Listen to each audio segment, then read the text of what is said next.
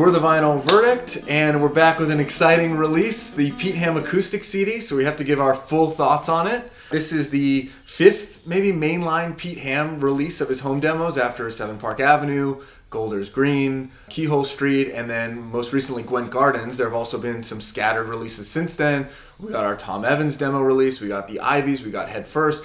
All of these exciting things in the past year, and now we're back to a brand new collection of Pete Ham demos focused around his acoustic playing. So every song on this release is exclusively Pete Ham and an acoustic guitar, which is pretty amazing, which that's a pretty powerful combination. So we've got 30 tracks on here to get through, and we had a delight listening together to all these songs. Two debatably 3 of these songs, we'll get into that nuance, of these are demos to songs that were originally released as Badfinger. So we're hearing him kind of writing and doing the rehearsal of those songs. There's a lot of new songs on here as well. The majority of them are new songs we've never heard. Some of them are alternate versions of songs that were released on 7 Park Avenue or Golders Green. We are getting to a point where there's a lot of fragments. I mean, a lot of these are a minute or less, maybe 90 seconds or less. They're ideas, there's like a verse and maybe a little bit, but they're not completely fleshed out, and they let you see his songwriting process and which ones he chose to develop further and which ones, again, were left as a fragment. Most of this has never been heard. 2 of these were included in that aborted Pledge music campaign way back in the day, so they've kind of leaked out over time. And then, of course, 2 of these are eventually going to become Badfinger songs, but a lot of the tunes we've never heard. And it covers a pretty wide time span. There's songs in here going all the way back to 66, 67 from the Keyhole Street era, and then a couple going as far as 74, 75, but most of them I'd say are in that middle period. 30 songs is a lot, so maybe we'll just call out some of the highlights. And just briefly, the first song, which is this little extended Chuck Berry type snippet, a little bit of rock and roll that Pete was working on and obviously put down.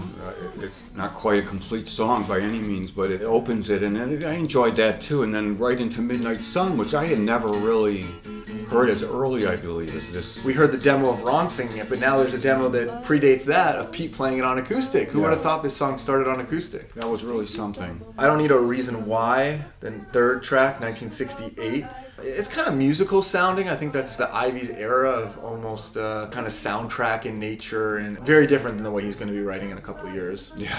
Rusty Sunday is, so this is a 1968 track. It's actually earlier than I expected, but this was one of the ones leaked on that Pledge Music campaign. Weird, deep kind of bass singing that he's putting on there, and I wonder kind of why that was picked as one of the singles from it. Then there's another fragment. We have I Need Your Love.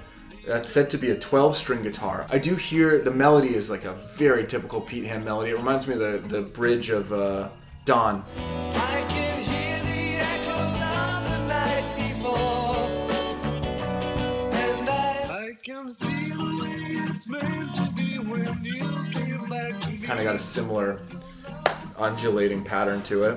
One of the biggest surprises, I think, of the whole album was track 6, I Can't Forget, which is the early take for Perfection. I always thought Pete was very intentional in the way he wrote, that he almost had ideas that were fully formed. I think he talks in an interview about Baby Blue being a song like that, or something, Yes. Some songs come He does. fully formed. This is an example of a song that clearly did not come fully formed. It's like almost the way John Lennon wrote, where he had different sections of songs that he would put together later on, but clearly the origin of Perfection is from a very different place, where he had this riff, and he had kind of that, that chorus of "Listen to My Song," but that's about it. Everything else was built upon later or transferred from another piece. So interesting to again see that window into his songwriting here. It's fascinating when you can include that now, kind of in the demos of, in a way, hearing the years ago, of course, on 7 Park Avenue, the first snippet of No Matter What done acoustically and things like that. And just to say for a moment what the group Badfinger did when they picked up these demos and worked on it is just stunning. That's all I like to say. And they really, really punched up. When you think of what Perfection ended up being, which I saw, and how it was played and what a song it was, and that this seems to be the seed of the whole thing. This seems to be where Perfection began, and I've never heard it. It was a thrill. Then we go, track 7 is Pete's Postcard. So obviously there's a lot of instrumentals that have given, different names. Pete's Walk, Pete's whatever. It's a minute and a half, but it shows, I think, how he's able to turn these layered kind of acoustic webbings into something that is pretty unique. I mean, it's not a final studio track, right? But it's almost like some type of a link that you could put in between songs that were on the studio. It seems like none of these ever made it to a final studio track, but he was always practicing and kind of layering on many different parts in a way that's pretty talented. So track 8, One Lonely Day, different than A Lonely Day as it was on Golders Green, but just a kind of an alternate take to that song. I do find it interesting that this is from 1972. You know, we always consider this given straight up and everything else, peak songwriting, whatever. I don't know that this song necessarily hits me that way, but it shows that maybe not every song he was writing at that time was necessarily put on an album either. There's just a deep reservoir of music at that time, and a lot of really good ones, and just a lot of high volume of stuff that he was creating. 9 is Our Song. This one's from 1968. I really like that one. I wouldn't call it complete, but there's, Pete doing this beautiful, which he did, the counterpoint melody and the counterpoint tracking his voice twice. I don't think that was going to be developed into a Badfinger record, but it touched me to hear him again just experimenting with so many things, and you hear so many early forms of it on these releases, whether it's melodic, whether it's instrumental. And in this case, Our Song, I guess I was just struck by him tracking his voice and singing to himself, and figured this is a foreshadowing of what's coming with a guy on a level that few have ever reached, and if any, it kind of struck the chord in me. We're for the Dark, track 10, 1970. Obviously, this is going to be on No Dice. I think it's similar to how he changed. So I think he changed it from A Lonely Day to One Lonely Day, and it's just kind of easier to sing, and the enunciation makes sense. Similarly on this song, right, it's pretty much complete. This is pretty much the final acoustic version of the song, but he's changing it to You and Me. Or, in this version he's singing We're for the Darkness, You and Me and stuff instead of You and I. It's just a slight lyrical change that maybe makes it easier to enunciate on some of the notes. Otherwise, it's completely complete. The ending also is a little bit different. Instead of fading out, he's obviously, he's just playing with some of the harmonies a little bit and the scale there. But I don't know that this necessarily even jumps out as being that much more complete than the other songs that he's working on acoustically. But it shows that, they weren't that far from being on albums if those were the only tweaks that had to be made.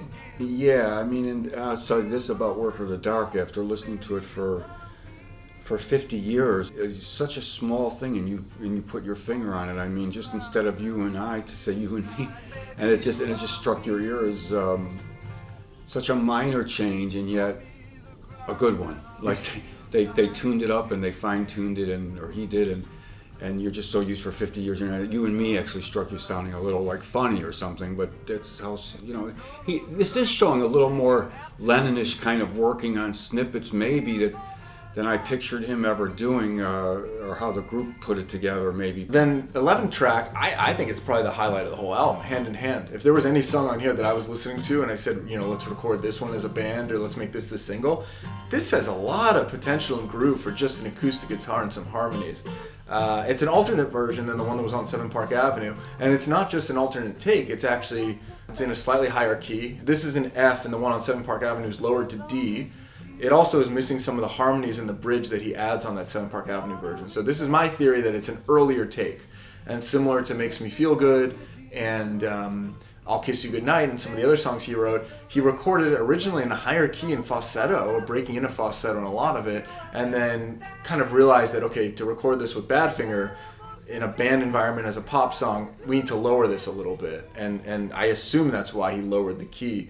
As a home demo, I prefer this version because it sounds much more like... There's a lot of falsetto. On the version on 7 Park Avenue, he only uses falsetto, I think, on the one note of it, really, and so it's kind of embellishing it more. But his home demo style is to sing very falsetto, harmonize high like this, and it's got a cool acoustic riff to it. I mean, it is an acoustic song. I don't know that it makes sense to record it in a band setting, so I think this is a standout.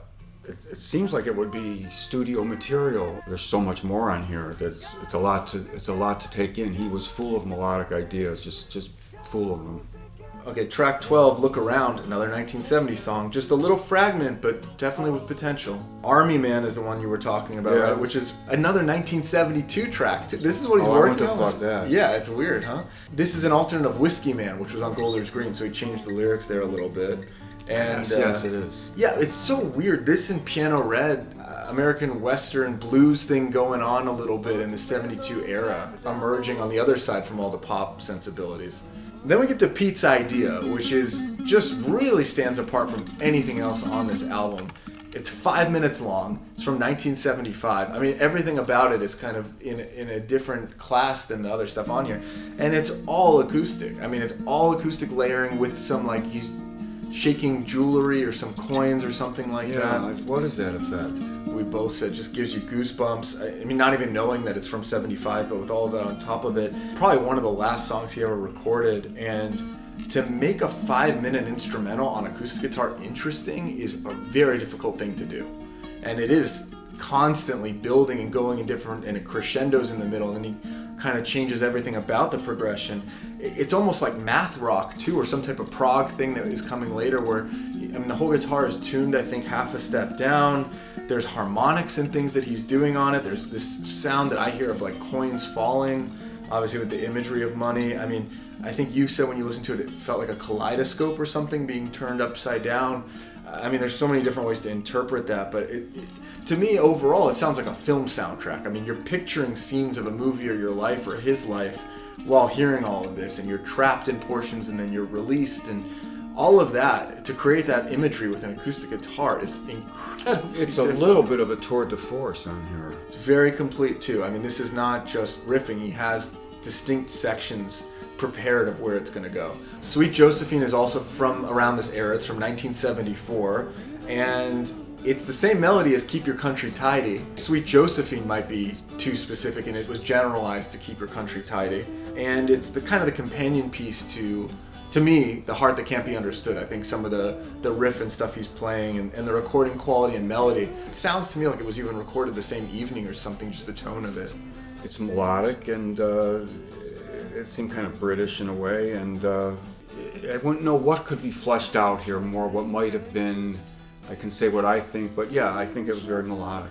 Notably, a lot of these songs don't have riffs. I mean, he is just kind of playing the chords as the intro and things like that. I think that's the difference. Getting a lot of his voice and a lot of falsetto and a lot of his voice used as an instrument, which he did. But every one of his hits had such a hook in terms of the guitar That's riff. true. Even though these are pop, they're not with that riff in mind. No, they're not. Okay, then we get to track 16, British Wake Up Little Lamb, 1972. Little Lamb is a little close. It's 1972, so it's before Red Rose Speedway comes out, so we can't critique him for that. That Little Lamb Dragonfly. It's suspiciously similar to a song, April 73 is when that comes out. This one's kind of interesting because you get to hear him pause and then kind of try the song again in a slightly different, it's almost a more straightforward version of the melody at the end where he just kind of sings it straight instead of skating around it a little bit in the first take. So it's cool to see him trying that pivot in real time. Chock full of ideas, and there's really nothing disappointing because even the snippets to me have Pete Ham is singing them, so it's all pretty fascinating, and I just wish I the process of what was played before the group, was it Midnight Sun, was it I Can't Forget the Perfection demos, were there others that were I don't know. It's a question that occurred to me listening to this. 17 is Can You Deny, obviously an alternate of Would You Deny from 7 Park Avenue. I had to really listen to them side by side because they're both about a minute and a half, same length, same like timing, the BPM and everything, but he just says can instead of will.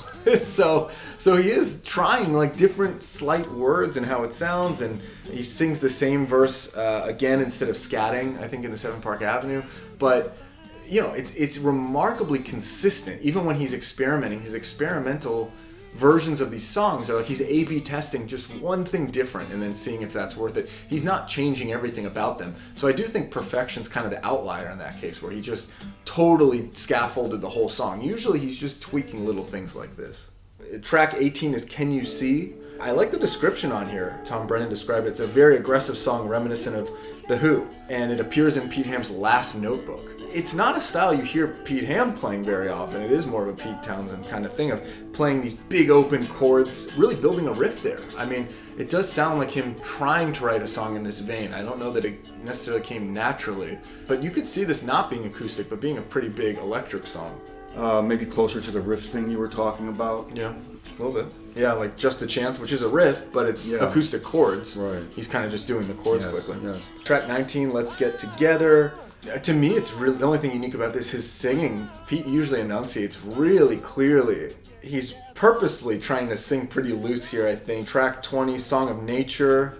That's 72 again, so kind of peak Badfinger era, and he's writing folky tuned songs like this. So it sounds like Pete's just having fun, though. I don't think these are real sincere like album tracks that he's working on. It just seems like he's having fun. Give Out to Me is another fragment, just a minute long, but it's definitely a 12-string being played here, which is interesting. Kind of just shows you that he was thinking of writing on 12 strings and things like that. Then we get into, I think, the other probably big nomination out there of if there was a single from the album, the big unreleased, unrecorded hit, You're Such a Good Woman, 4.5 minutes. Revised now maybe to be 1973. Previously I think it was communicated it was like a 72 song, but it's from that era. Thank you for giving us this version, because the version that we heard from the single was, and from Misunderstood was, you know, obviously overdubbed with nice country guitars and things like that. But now we get the power of just Pete Ham, what I think is a 12-string acoustic guitar, maybe some layered acoustic guitar, and really shows you the power of him just songwriting and taking a pretty simple progression but building powerful melody on it. His rhythm is so dynamic in it when he goes into the chorus, the way he kind of changes the strumming a little bit to show you where the percussion, where the emphasis would be on that, and just how the chorus would kind of build from that verse. And I think it is, again, a real window into his songwriting here. And this one was obviously left in more of this like embryonic form, but it shows you how the trajectory he puts these on and how they got onto Badfinger albums. So it's probably actually a hint of maybe what it was like in the studio to hear him demo songs and where he wanted certain emphasis. Well, You're Such a Good Woman is a tremendous, touching song when you listen to it, and the way Pete performs it and plays it. You know, I'm certainly touched by hearing it on this, and I also was really happy to hear just, you know, the real thing. Track 23, Suspicious. This is the earliest track that we've got, 66, 67, so this was held back from Keyhole Street. Really impressive Ivy's vocals. I mean, the falsettos that he's doing here, very funk, R&B, and he's just singing in the perfect style. I mean, it's very modern, too. To me, it sounds like Black Horse and a Cherry Tree or something, which is not a song I like too much, but it just shows you that he can write in that, like, very R&B style. Oh, yeah. And the difference between this and You're Such a Good Woman, the last track shows you everything about Pete Ham's serious just nature progressing, of how much in 5 years he went from writing songs like this to that. So there was a background for Mad at Spam too. It didn't come from nowhere, because he did have a feel for all that too. Then we get Hey Blues from 1970. This is an alternate take of May Blues, which was on the Variety Pack. Something's going on here. I mean, first off, May Blues, that was written to May Pang, and there are lyrics in here that mention John Lennon. And then we had that on Gwent Gardens, we had that song Stick a Line In for Lennon. Stick a line in for Lennon.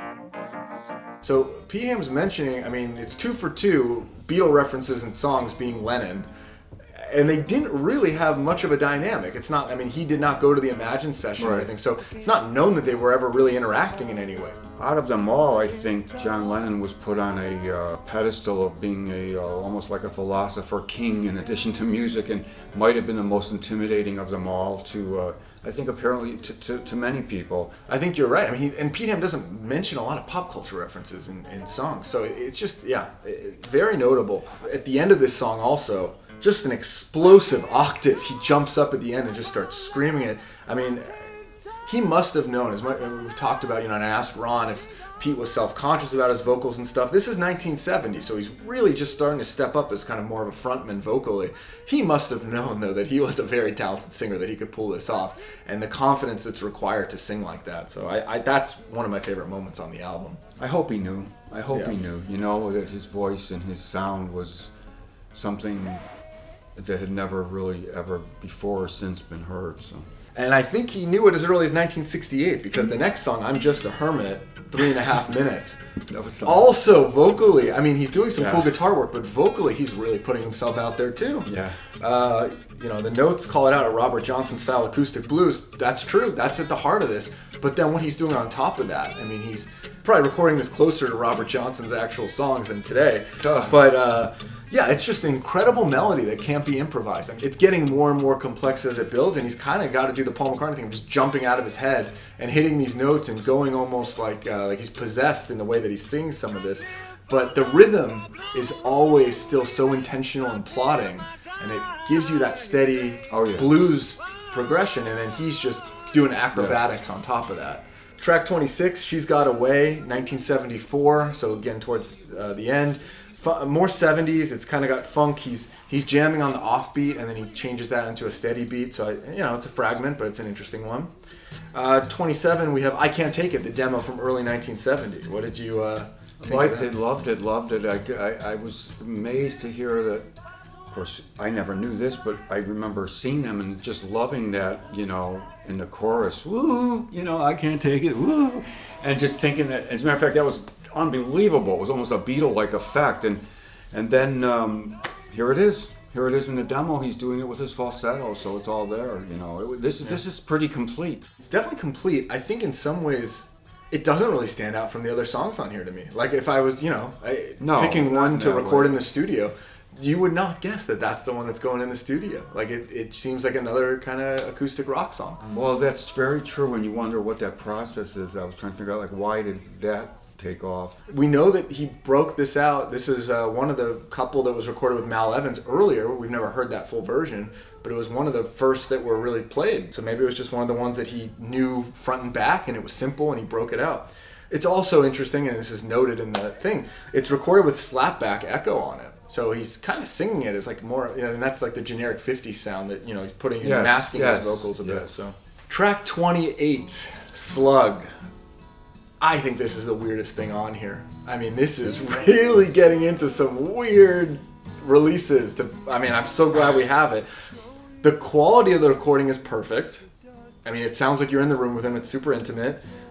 But then what he's recording, it's like a live stream today where he's basically just riffing and clearly just mentioning things and rhyming them. And he stumbles into these very profound sentiments, but then almost he doesn't take himself too seriously. And how many of these did he do? Is this part of a 30-minute demo that, or something he recorded and played one time? It just doesn't fit in with any of the other music or any of the other ways that I know he ever used a Revox.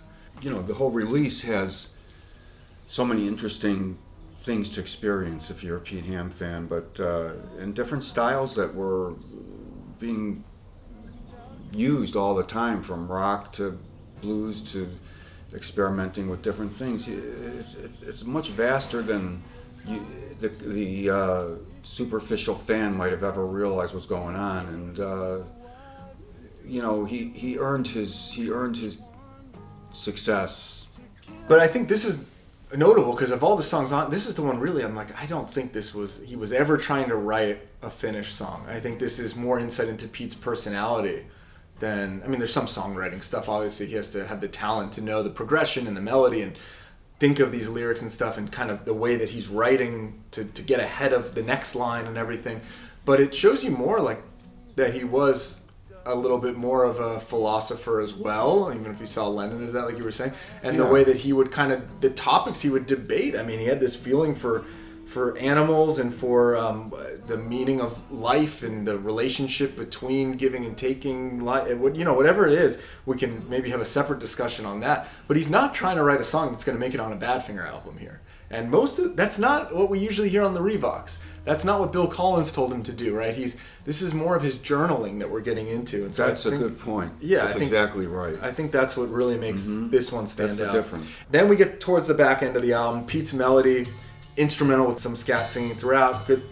Again, he wrote a lot of songs. We know that. The closing track 30, Something to Hide. Vietnam War references, 1972. Nice kind of acoustic rap song.